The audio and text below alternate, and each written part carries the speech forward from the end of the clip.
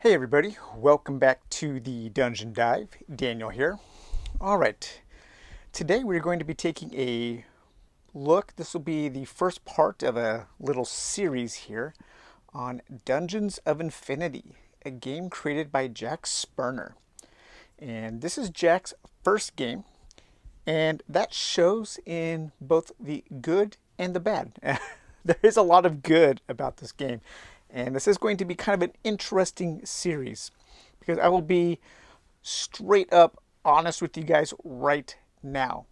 I have not yet actually played a full game of Dungeons of Infinity. So, this is not a review of how the game plays. The reason for that is I have had a very difficult time learning this game. We'll talk a little bit about why. However, the One Stop Co-op Shop, they just released, Colin just released a really good Let's Play that was somewhat, like I guess you could say, sanctioned by Jack. Jack watched it to make sure all the rules were right, and it is a very good learning tool. And I'm excited for that because I think this game has a lot of really cool things to offer, especially if you're looking for a classic style dungeon crawl that adds some twists to the formula and a game that just has a ton of content in the box. The base box is a pretty small, just a normal sized square game box. And I want you guys to keep that in mind while this series is going, thinking about all of the stuff, all of the options you get that just fit in one box. And think of this as well. This is what you can do when you don't burden a game with plastic. That is very important. But like I said, this game has a lot of really neat things going for it. And one of the things going for it that is just the best has to do with this infinity word here. And that is just the sheer number of options in the game. There is a lot of variety. There are many multiple ways to play the game. There is a ton of stuff in the campaign book, which we will take a look at. And yeah, there's some neat things. So I have been telling people that I have had issues learning the game. I have talked with Jack extensively on Facebook, and he is aware that there are some issues. He is Johnny on the spot on Facebook and on BGG, answering questions. There is a lot of errata already in the thread on BGG, unfortunately, but Jack has been just there answering every question, making sure that everything is right going forward. And I'm sure what we're going to see is there is a planned expansion that will be hitting Kickstarter probably sometime this year, I would bet.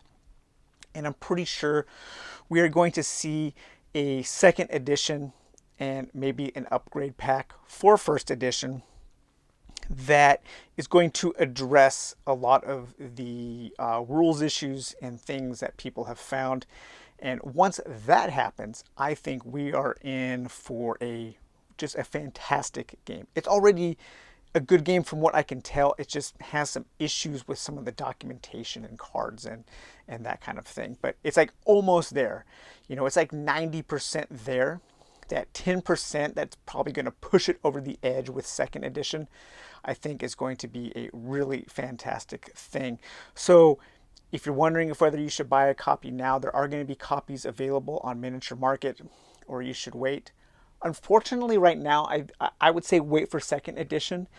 But if you don't mind dealing with some errata, dealing with, you know, maybe writing on some of your cards, maybe writing in some of your books on some of the corrections, or keeping a list of those to reference, if you don't mind doing that, then first edition might be something for you. So what we're going to look at in today's video, part of the infinity, part of the options, are the characters. So the base game comes with 10 heroes. That is a ton of heroes to put in a game, especially in a box this size. I mean, most, you know, big games usually come with around 8 heroes if you're lucky. Some only come with 4 to 6, seems to be about standard. but 8 heroes in the base game. And it's not like you're just getting a little hero card. You are getting a pretty hefty hero card here, a double layer hero card that has these sliders to keep track of your different stats. It has a very extensive background story on each of the characters. Each of the characters also does come with a standee. And in addition, each character comes with a deck of power cards of special abilities. And I believe there are 8 of these. 1, 2, 3, 4, 5, 6, 7, 8. Each character is going to have a certain number of level 1 cards that they are going to start the game with. And then as they level up to level 5, each time you level up, you will be adding 1 additional card. So by the time you reach level 5, you're going to be having to go through quite a few really cool, unique special abilities for each character. So after watching the One Stop Co-op Shop, after watching Colin's playthrough, I am going to dive in. I just kind of want to start sharing my experience as I'm playing the game. And I have decided to play as 2 characters in a co-op game. Most of these scenarios in this game, you can play co-op or competitive or solo. We're going to take a look at the campaign book later, so I don't want to go too far in depth into the just the crazy variety in the scenario. So we'll save that for another video. But the 2 characters that I'm going to play with are Shard the Monk and Indulf Armiger the Paladin. Now, one thing that I do think is a little bit of a mixed bag in this game is the artwork. It's okay. It's serviceable. There's not a ton of artwork. A lot of the cards don't have art, and that's okay. You know, I'd say about half the cards do have art, some art, and about half the cards do not. Some of the art is a little iffy. I'm not really thrilled with Undulf's face there. I don't know. He kind of reminds me of the lead singer of Creed a little bit. I would like to see him wearing a helmet, maybe. I think the monk looks okay. One thing I do like is the representation of the heroes. So of the heroes, what I say, there are 10. 1, 2, 3, 4, 5, 6, 7, 8, 9, 10. You have 1, 2, 3, 4, 5 women, 5 male characters. That is really cool. There are some characters of different races. So that is neat. Jack gave us a lot of variety in the characters. Probably any kind of game player will find a character that they can identify with. And that is always a good thing. You guys know that I really appreciate when a designer does give some good representation with the characters in the game.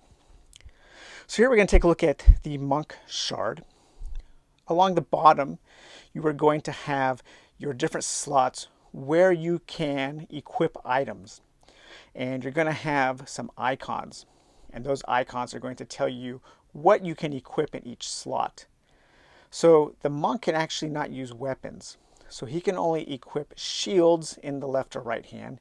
He can equip like feet, boots, sandals, that kind of stuff.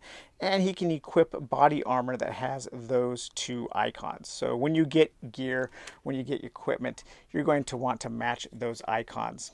There, some weapons will be 2-handed. All bows are 2-handed. Unfortunately, one of the errors in the game is that the bow was not labeled as a 2-handed weapon. But if he was able to equip a bow, you could just slot it in between the 2 hands like that. I think it would be nice to see a little 2-handed icon there as a reminder for that.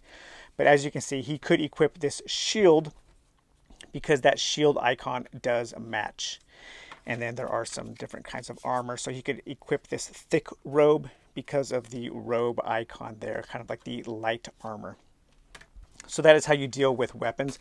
You also have a certain number of backpack slots, and each character can hold a certain number of items in their backpack. the monk can only hold one. The monk is your character if you just don't really want to worry about items, and sometimes that's nice. When I'm playing Dungeons and Dragons a lot, I will often play a monk who has taken a vow of poverty, so I don't have to worry about keeping track of golden items. I like that. It's a good character for lazy players. And then along the side by the picture here, you're going to have your hit chance. So every character is going to have a hit chance, and that's going to be a number 1 through something, and that's going to be a roll of a d20. So it is pretty easy to hit monsters. You're not going to be doing a lot of missing. So in an attack, the monk will hit naturally on a 1 through 16. The monk is very quiet. He has a innate 1 noise. So certain characters are noisier. The paladin has a built-in noise of 4. And then certain actions you do while you are playing will generate another number of noise. And noise is used for when the boss comes out. The boss is usually going to track the noisiest character. It's one of those kind of unique things about the game. There's some really clever little mechanisms that I haven't seen in other games before. And then you have your carry limit. That's how many items you can have in your backpack. And then you have your 3 main kind of stats here are power, defense, and your action points. The monk starts with 5 action points, which is really good. The paladin only starts with 3. And then certain things you're going to be doing throughout each of your turns will cost a certain number of action points. Defense is how well you defend against attacks, and power is how well you strike. And power and defense are an ongoing total of anything you have equipped or any powers that you have, and you can just set your slider to where you need to be at. You have a level slider here. Every character starts at level 1. They can go up to level 5. And then you have an experience slider here. When you hit a certain number, so if you were to hit 10 XP, you would go up to 2, and then you would reset back down to 0, and then you would have to go back up to 12 to hit level 3, and so on. And then each character also has a health slider up at the top there. The circled number is where they start. As you go down, if you ever hit 5 or below, you are in a weakened state and have to deal with some certain negative consequences from that. Additionally, each character is going to have a weakness or 2. So the monk's weakness is against from poison. It looks like the paladin here is weak against fire and ice. If the enemies do those kinds of attacks to you, well, then you will have to deal with some consequences. And then each character also has these Lord event actions. When the Dungeon Lord, when the boss enters the game, certain things that each character will do will trigger a certain kind of response from the boss. And this is a really cool mechanism that I haven't seen in another dungeon crawl, how each character is going to trigger the boss in a certain way. The monk only triggers the boss when the monk will enter into combat. And what happens is, we'll go over it in detail in another video, but every time you trigger the boss, you draw a Lord card, and this is going to tell you what the boss does on its turn. And the paladin here, he will trigger a Lord card every time he enters into combat, when he runs, or when he moves, because he's noisier. So he's going to be clunking around the dungeon wearing this plate mail, being noisy, yelling for his god's power, slaying beasts with his sword, where the monk is quiet. And so that makes a lot of thematic sense how they would trigger the boss in different ways. So if we take a look at Shard's powers here, his level 1 powers. Now, since he can't equip weapons, his main powers here are for attacking, and they're really cool. So a power card here is going to tell you the level. It's going to tell you how many action points you have to spend to use it, and then it's going to tell you the bonus you get based on what level your character is. So not only do you add new powers when you go up in a level, but your cards become more powerful as you go up in a level. That is a really cool thing. So during combat, you can do a hurricane kick with the monk. You can do a fist of fury with the monk. You can strike with an iron fist, or you can fortify. You can defend yourself. So all of the monk's starting abilities have to do with combat. And if we look at the paladin, in contrast, the paladin has two powers that are used in combat, two level 1 powers, Frozen Fist and Venom Fang. And then he has two kind of utility powers that are used outside of combat. Or an explosion is also kind of used during combat, but you can, it's a little different. And he can dispel mist. Mist is an item or condition that appears on the dungeon tiles as you are exploring, that usually triggers a what it's called a risk card. And you have a deck of mist cards here. So we'll go over some of those at a later time as well. But yeah, so each of the characters does have a full deck of 8 different powers, and they're all different. They all have different kinds of powers that will help you. Some will help with exploration, like the fire wizard here, the fire mage. She has a fireball, a firelight that she can send out to reveal tiles to help you explore. And that also helps prevent from being surprised by certain mist cards. So that's really cool. Of course, the elf here, she has lots of powers that can work in different ranges, different tile from tile to tile, or in different battle lines, because when you face monsters in this game, it's pretty interesting. We'll have to go over it. I don't think I quite know the system well enough yet to fully explain it, but I can at least give you some ideas of how it is quite a bit different than other dungeon crawls. And then we have Simon, a Catman here, Fury of Blows, a Body Slam, a Shadow Cloak, a Snatch. He's kind of a thief type character. Then we have Sasha, Sarah, Rolandra, and Saskia. Very lots of oddly named characters. I'm not sure where the names of the characters came from, but I don't know if they're a different kind of dialect or language or what, but very, very unique character names in this game. But yeah, this is one of the elements of the Infinity, the Dungeons of Infinity here. It's just you get a lot of options, a lot of choices with characters. More choices than I usually see in a standard sized boxed game, especially one without an expansion. And one of the things this game feels like is that it feels like it has kind of a major expansion already baked into the main game. And that is one of the elements of Jack being a new designer, that he just really wanted to cram in as much as he could.